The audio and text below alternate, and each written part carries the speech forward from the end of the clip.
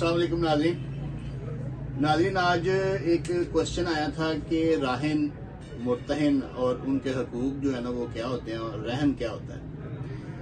तो ये मेरे कोलीग हैं Ali Raza Cheema, advocate high court.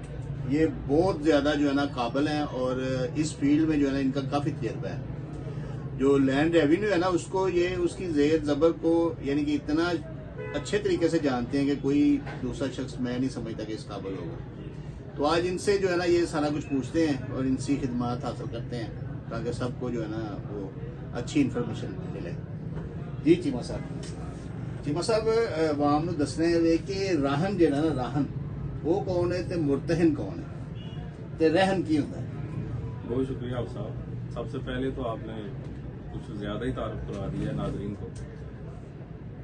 राहन और मुर्तहन दो अल्फाज हैं। और राहन जब किसी चीज को, किसी शख्स को किसी जरूरत होती है कर्ज वगैरह की, तो वो अपने किसी दोस्त अहबाब से कर्ज वगैरह ले लेते हैं। लेकिन आजकल के हालात के मुताबिक आपको पता है कोई कर्ज वगैरह इतनी आसानी से लोग नहीं देते। उसके लिए फिर जो तरीकाकार इख्तियार किया जाता है कि कोई शख्स अपने एसेट्स जो होते हैं, मसलन कोई सोना, जेवर, जमीन, गाड़ी वगैरह, वो किसी दूसरे शख्स के पास गिरवी रखकर उसकी बाबत कुछ कर्ज वगैरह उससे ले लेता है।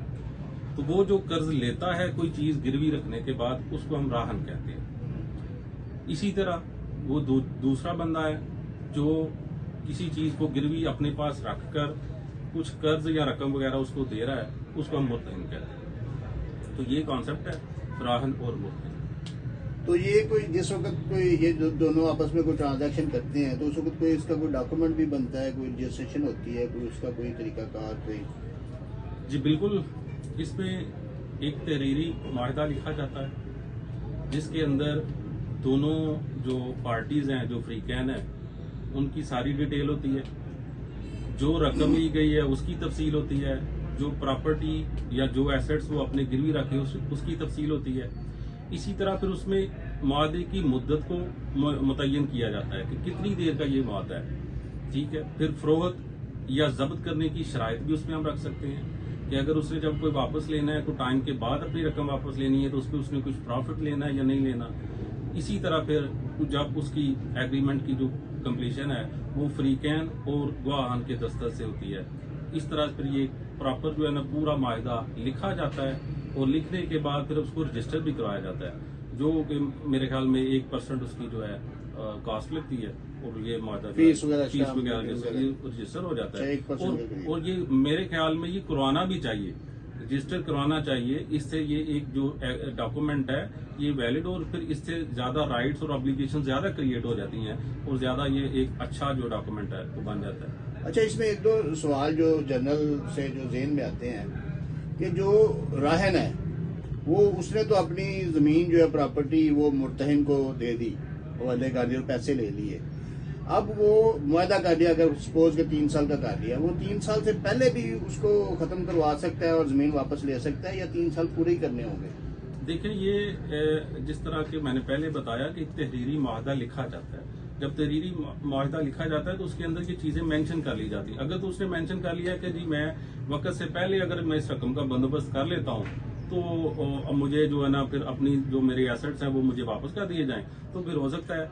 अदरवाइज तो फिर वो जाहिर सी बात है, जिसने कर्ज दिया होता है वो कहता है मैं अपना टाइम पीरियड पूरा उसको एग्जीक्यूट करूंगा, फिर वो उसके बाद ही दूंगा। अच्छा, और जिसने अब ये है कि जिसने जो मुर्तहन आपने बताया कि जो बंदा जो अब जमीन के ऊपर काबज हो गया है और वो रिकॉर्ड में उसका नाम भी आ गया, वो आगे किसी और को भी रहन दे सकता है। बिल्कुल, ये जो सब मॉर्टगेज की एक कैटेगरी है इसमें वो कर सकता है, लेकिन उसमें कुछ चीजें जो है ना वो ज़हन में रखनी पड़ेंगी उसको ये करते वक्त कि वो जो टाइम पीरियड है वो उसी टाइम पीरियड के अंदर करेगा जो उसने पहले जो राहन के साथ किया हुआ है।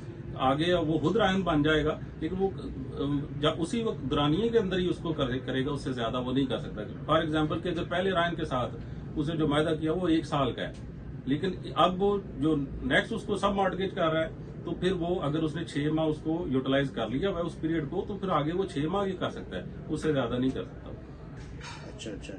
अच्छा, इसके बाद आपने ये बात भी बतानी है कि जो मुर्तहन है جو اگر وہ اس نے 50,000 دے کے ایک پراپرٹی لے لی ہے، میں مثال دے رہا ہوں، تو اب وہ اگلے مرتہن سے اگر ₹1,00,000 لے لیتا ہے تو پھر کیا بنے گا؟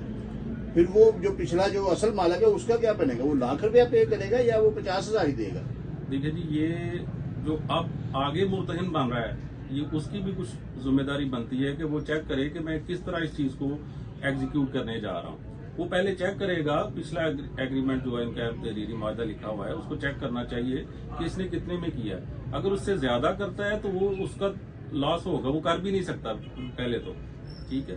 تو وہ جو راہن ہے اس نے صرف اتنے ہی دینے ہیں جتنے وہ اس نے اس سے لیے ہوئے تھے جو پہلا راہن ہے، ٹھیک ہے۔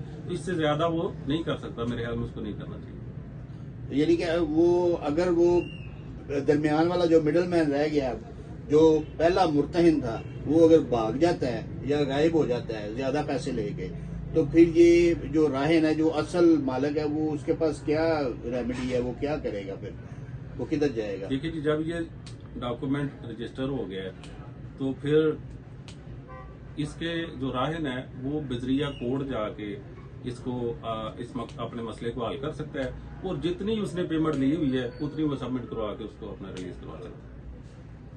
بہت شکریہ چیمہ صاحب آپ کا، آپ نے ہمیں ٹائم دیا۔ بہت شکریہ ناظرین، انشاءاللہ ہم ایسے ہی مختلف وکلاء حضرات سے، بھائیوں سے، دوستوں سے آپ کو استفادہ حاصل کرنے کے لیے انٹرویو کرتے رہیں گے، اور مختلف موضوعات جو ہے نا ان کے اوپر جو ہے نا باتیں کرتے رہیں گے انشاءاللہ۔ تو چیمہ صاحب، اور کوئی بات آپ نے کوئی کہنی ہے تو آپ کہہ لیں۔